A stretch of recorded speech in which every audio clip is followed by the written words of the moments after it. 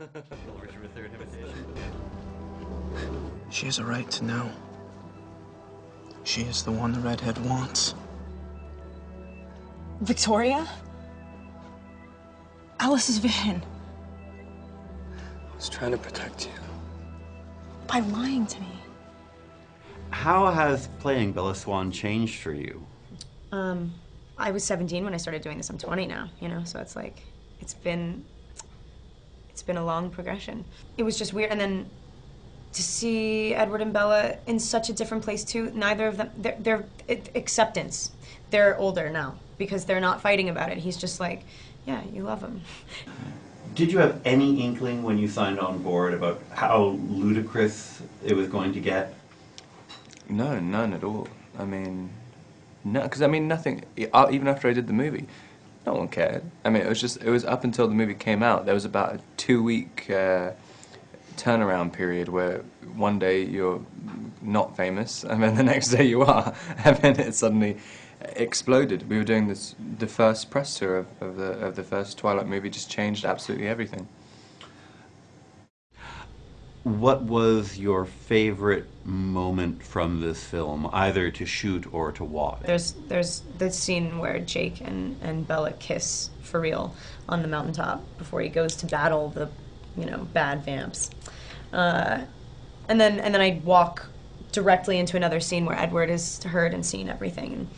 And it's so different. It stands out because I was scared of it, because I was like, she kisses Jake. I had to play Bella, so that to me is like, what? You don't do that, you know? Edward? If you ever touch her against her will again, Don't do this! she's not sure what she wants. Don't do this Let me here. give you a clue. Wait for her to say the words. Fine. And she will. Jacob, just go, okay? But I mean, this one is about the ultimate love triangle. So we're a team in this one. It's about Bella being torn between the two guys. Doesn't he own a shirt? When Edward sort of sneers, does he even own a shirt? And I felt like, this movie, does it feel to you like it has more of a sense of humor than the other films, a little bit? I would say that, yeah. Jacob's a little frustrated in this one, and that causes him to be a little more sarcastic towards Edward, so I would definitely say so. You get to stand back and watch a CGI wolf do all your fighting. Right. Did you have vampire envy? Did you want to mix it up a little bit? To be honest, I did. Yeah. I definitely did. In this one, there is a lot of action, don't get me wrong, but my character, well, there's a lot of action for my wolf, but not me myself. It was a bummer. How many takes did you do where you had to physically pick up Kristen Stewart, and how hilarious/tiresome did that get? It was pretty tiresome. There was one day, there's a scene where I'm carrying her, and we have like 4 pages of dialogue, and I'm talking to her, and originally we had a rig set up that was going to carry her for me, and I just had to pretend. We got there on the day, and the rig didn't look natural, so they were like, what are we going to do? And I was like, she's like 110 pounds, I'll carry her.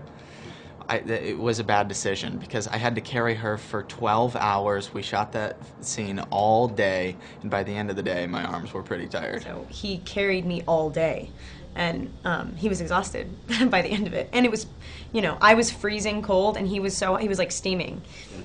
When this series is done, are you just going to go to the Olive Garden and eat your weight in pasta? Like, are you just going to be, once your abs are no longer a national commodity, are you just going to, like, plump up? I'll probably keep it up a bit. I mean, it's good. You kind of become addicted to it. You don't feel so good when you haven't been in at the gym for a little while. Right. So, I'll definitely keep it up. I don't know if I'll be on the hardcore eating regimen, like, every 2 hours, but I'll keep it up.